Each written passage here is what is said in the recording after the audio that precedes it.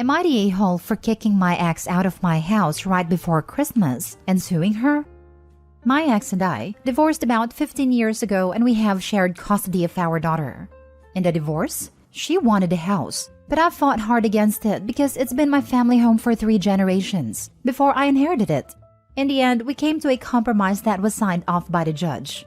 Basically, she gets to live in the house rent-free until our daughter turns 18, then I get it back. I had to pay the utilities, maintenance, and property taxes the entire time. In addition, she can't make any modification or upgrades to the house without my written permission. She is solely responsible for the cost, and work has to be performed by an insured and legally licensed professional. I've been sending her move-out notices for months in anticipation of my daughter's 18th birthday, and recently that came to pass. The day after, I showed up to the house with a contractor because I wanted some work done before I moved back in. At first, she refused to let me in until I reminded her that I'm the legal owner of the house. According to our divorce agreement signed by the judge, she's no longer allowed to be there, and I'll call the police if she doesn't let me in. She got a point and opened the door. I was surprised nothing was packed, and it didn't seem like she's moving at all. We were arguing as I walked through and inspected my house. She wanted extra time, and I told her to be out by the end of the week, or I'll have her stuff thrown out. When I walked into the living room, I was shocked into silence. The living room was expanded by a wall being torn down and having the bedroom that was once there merged into it. She turned my 4-bedroom house into a 3-bedroom one. I know I didn't sign off on this, and from the looks of it, the work was probably done by her boyfriend and not a professional. I yelled at her and told her I'm going to sue her for everything she has. Then I left. She went crying to our daughter and my family. Now everyone is telling me to give her another month to find a place and not sue her. My daughter is firmly on her mother's side and thinks I'm the a-hole for kicking her mother out a couple of weeks before Christmas and suing her. This is why I'm here. I think I'm right, and legally I am right, but my daughter's opinion of me matters to me. Am I the a-hole? Added to answer common questions. My daughter is a freshman in college, and I rent her an apartment near campus where she lives by herself. She has a room in my house, and I assume will have a room wherever her mother lives. 2. My ex fought for the house and had a chance of winning, even though we had shared custody because I make much more than her. I offered her to compromise, and she took it because her attorney told her it was a good deal, and there's an equal chance I could win, which would leave her without a house. 3. My relationship with my daughter is good. She didn't tell me about the renovation, because early on I told her I don't want to talk or hear anything about her mother, unless it's something that's affecting our daughter negatively. My ex was dead to me, and I wanted to spend time with my daughter building new memories. Now for the top comments. Not the a-hole. The rules for this arrangement could not be more clear. Let's not even talk about the removal of a wall. It can actually cause structural problems. I would get a structural engineering inspection on the entire property to make sure the lawsuit includes everything. And goddamn was the judge unfair. Why the heck is she allowed to live there in the house rent-free for 15 years? Why? Just because she gave birth to a kid she gets a home for free? Not the a-hole. Christmas is a day. She intentionally messed up the value of your house without your consent, against the judge's orders. Sue her. Not the a-hole. She has known for 15 years that when your daughter turned 18, she was to move. Her lack of planning is on her. It's absolutely ridiculous that she didn't have a plan to be out by the daughter's birthday. Exactly this. She didn't bother planning ahead because she thought Opie wouldn't go through with it because of their daughter. And now she's using the daughter to manipulate him and keep on living on his expense. Not the a-hole, Opie.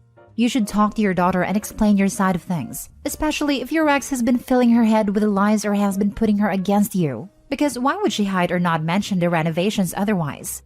Maybe wait until after the holidays, but definitely sue her and kick her out. Next story. Would I be the a-hole if I, 27 female, didn't give my friend, 31 female, who's going through a divorce, the keys to my house while I'm on holiday? My friend Anna and I are co-workers and almost neighbors. She lives only 10 minutes away from me. For context, I moved where I am now living alone after I ran away from my horrible ex. It took me months to find an apartment, and I left when he wasn't home. Anna decided to divorce her husband. He's a nice guy, that's what she's saying, but she says they are too different. She started sleeping around and he doesn't know, before handing him the divorce papers. But as far as she is saying, they stopped talking weeks ago. They're still living together until March, but she obviously wants to move away ASAP. I asked her if he is acting okay towards her, if he's not hurting or harming her, and she said yes, but he is very hurt. Since I'm in my home country over the holidays and probably even longer, working remotely there, she hinted at my giving her a key to my flat so she can get away from him. She said she would pay anything to do that. To be fair, I don't want someone with a dog to live in my flat while I'm away and bring over guys to my bed. Anna's clean, reliable, and I would absolutely host her if her ex-husband became dangerous or while I'm not away, though I have one room. On the other hand, I wish I had someone to offer me their flat when I was desperately searching for one to get away from my ex, but I was new in the country and didn't know anyone. Would I be the a-hole? Not the a-hole. Your friend does not appear to need a safe space to get away from him. She just wants a place to bring her hookups to. The last thing you need is a bunch of people knowing where you live and showing up there looking for hookups from another woman. New fear unlocked. Her husband might also become angry with you if/when he finds out about her infidelity, because in his eyes, you'd have been giving her access to your flat so she could hook up with people. It would put you squarely in the middle of their situation. Put simply, Anna has no respect for her husband, the man she married and is supposed to love. Do you think she'll respect you and your space? She is a grown woman. She can find a place to live that doesn't involve her having complete strangers in your home. Outside of the risk to you, what if they steal your things? Trash your flat? Do you really want to roll the dice on that? Not the a-hole. Make sure Anna doesn't have any access to your flat. Not the a-hole. Don't do it. When you get back, getting her out may not be easy and end up ruining your friendship. Tell her that you value your friendship too much to risk it this way. She will have something for herself in March. I wouldn't worry about it, but good point otherwise. Not the a-hole. Helping someone leave a dangerous situation is entirely different than wanting to leave your husband because you're done being married. That's the one and only thing I'm afraid of, that her ex is dangerous and she hides it from us. I didn't cheat on my ex, but when he became violent, I didn't tell anyone until much later. Even today, no one knows all the details. I was afraid he would find out I told everyone because we were still living together. Not your issue. The best case scenario is that you come home to a pad smelling of sex. The worst case scenario is she will stay there until March and force you to evict her. Next story. Am I the a-hole for asking my cousin for the wedding gift back after she said I wasn't welcome at the reception? Plus mini update. My 20 female cousin Isabel, 26 female, is getting married in January.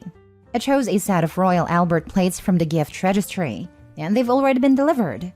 The invitation said the ceremony would be first, followed immediately by meals, and guests would start making their way to the reception hall. Invitation also said to be prepared for a night of drinking and dancing at a reception. Then, a couple of days ago, Isabel called me. We made some small talk. She then said she wanted to call just to confirm I knew the reception was more for partying, and it isn't really suitable for me considering I'm not even 21. I said I'm fine drinking water and soda, but she replied the capacity for the reception hall is smaller, so they're not including younger guests. Mind you, this is a child-free wedding, so there aren't really any younger guests, and I get not wanting to have kids around for the reception. Isabel said I'm invited to the ceremony and dinner. I was confused and told her this is really weird. The invitation said ceremony and reception. She replied she's sorry for the misunderstanding, but it said there would be drinking and stuff. Eventually, I told her, okay, I respect that, but if she could kindly send the plates back so I can get a refund. Isabel asked why, because I'm going to be there for the most important part, and they've included me in the catering. I said I was expecting to attend the entire wedding, not half, and I bought the gift based on that. I might not attend it all now, so she needs to send the plates back, and I'll decide another suitable gift if any. She said no one takes back gifts, and it's not like I'm uninvited. If I don't want to come now, that's on me, and I've already gotten the gift. I also got a text from my other cousin, Isabel's sister, that I'm making a scene. She's 19, by the way, and attending the reception. I know another cousin the same age as me is attending the reception, and I think Isabel's talked to other relatives about it. My fiancé thinks I'm okay though. So was I the a-hole asking to return the plates? Now for the top comments before reading the updates. Not the a-hole. You were uninvited. Of course you're free to request your gift back. Classy? Probably not, but that's not the bride's theme anyways. The bride uninvited her from the reception? so OP uninvited her as a gift receiver. And her reason was also so meh. What about adults that don't drink? Does she throw people from the reception that aren't at least some intoxicated after 1 hour? Not the a-hole. She's disrespecting you. You are an adult, not a child. And her sister, who is younger than you, is going. Yep, it sounds like she didn't plan her wedding well, and probably planned for more no RSVPs than yeses, and is now trying to backtrack because she didn't get a big enough venue. It's one of the first big decisions you have to make. Same as making sure there's an indoor option if you plan to have your wedding outside. Example, we planned on inviting around 100 people to our wedding and asked venue about capacity, parking space, seating, etc. They said they've had up to 300 cars. Obviously, we're expecting nowhere near that many people, but it made sure we didn't have any potential issues, like what I suspect is happening with your cousin. That's the a-hole. Don't invite people if you don't want them to attend, and her excuse is BS. You're 20, not 13 or 15. Plenty of 20 years old hang out around 21 to 23-year-olds because it's the same age group and she's your cousin. So I'm sure you've seen each other at family events if you live close to each other. Not the a-hole. If she didn't want younger-aged people during reception, then she should have informed you before. But she didn't. You gave the gift on the basis that you're attending the whole wedding. Since she can suddenly uninvite you from reception, then you can also ask for your gift back. To be honest, I feel like she wanted the gift before rejecting you. Sorry, because I always think of the worst reasons for things happening. But whatever it is, you are absolutely right in wanting your gift back. But your relationship with her might be damaged, so be ready for that. I don't even think she thinks much of the relationship between you and her, since she is uninviting you from the reception but not giving a proper reason other than your age, and also acting salty about returning the gift. Edit. I have a small update. I just got off the phone with my mom because I wanted to ask her if they'd picked a gift for Isabel yet. Otherwise, they can potentially take mine and the whole situation. She said Isabel called her too and said they're welcome to the ceremony, but the reception is more for friends and partying. My parents are definitely above 21, and they also had ceremony and reception on their invitation. Parents were planning to gift money, so they haven't given it yet. They think it was really rude of Isabel to invite then uninvite, and they might not attend the ceremony but not sure. And I am officially confused. Why not just have ceremony in our invitations in the first place? Last story. Am I the a-hole for causing my ex-girlfriend's father to lose his job? A while back, I, 40s male, dated a woman, 30s female, whose father, 60s male, was a nice enough person, but a bit overprotective of his adult daughter. After about a month of dating, and without any reason to do so, he ran a full background check on me, including a credit check, without my knowledge or permission. It came back clean, and my girlfriend told me about it immediately after the fact. I noticed a 5-point hit to my credit rating, but that wasn't a big deal. I was more peeved that someone ran a criminal and financial check on me without my knowledge or consent, but I decided to let it go to keep the peace. We broke up 3 months later and had little contact after the breakup. Approximately 2 months after we broke up, my now ex-girlfriend reached out to me. It turns out her father ran the background and credit checks through his work. He hired employees, so he had access to his company's system to run the checks. He digitally clicked that I had granted consent to the checks, but of course I had not done so and he had no backup. His company's internal audit department was giving him a hard time to provide the backup. She asked me to complete and retroactively date, sign and email a form consent to the checks to her. I was still a little peeved about the checks, so I declined to do so. She went nuts, and her father even called trying to explain his position. He was much nicer about it than her, but I still declined. Ultimately, the internal auditor for my ex's father's company called to follow up and determine what happened, and I told the auditor the entire true story, and my ex's father lost his job. He was close to retirement, but I know I set him and his wife back a bit. She occasionally lashed out via text for a month after calling me an a-hole. It was a relatively minor inconvenience to my life, and it did cost him a lot. So I ask you, Reddit, am I the a-hole?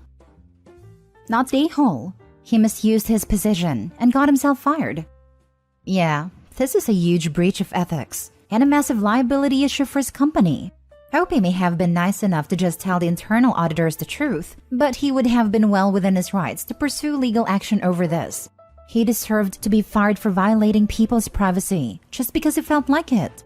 The vast majority of people don't have access to these types of systems, and they still have romantic relationships without needing to background check people. Overprotective is one thing, but this is another matter entirely. OP, if you're feeling guilty over this, think about the fact that if he hadn't gotten caught, he probably would have kept doing the same thing to other people. Maybe his daughter's next boyfriend, maybe a new neighbor, maybe a stranger who he just doesn't like. Some of them might have been negatively affected by the credit score hit. Others might have something in their background that he could use to blackmail them or destroy their lives. You are absolutely not the a-hole. Also, now that her father has been fired, he can be a cautionary tale for his former co-workers who might be considering doing the same thing. Whereas if he got away with it, he'd be an example of being able to get away with it, which would only encourage co-workers to do the same thing. I've been at my job for 19 years. Despite having been there for such a long time, I am 100% aware of what things are ground for immediate dismissal, and I don't do those things. In fact, we take yearly training on things like protect people's personal identifying information. There's no way that Dad didn't know. He got himself fired for looking up someone's PII without their consent. There was even a checkbox he had to check that said he was doing it with consent. He did it to himself. Why he thought it was worth risking his retirement over? Well, now he'll have plenty of time to think about that. For crying out loud, criminal records are public. If he was concerned about that, he could have paid $20 to look those up online, on his personal machine, and not gotten in any trouble at all. Dad lost his job in retirement because he couldn't spend $20 of his own money on something that wasn't his damn business anyway. OP is the victim, not the dad. Dad fooled around and found out, not the a-hole.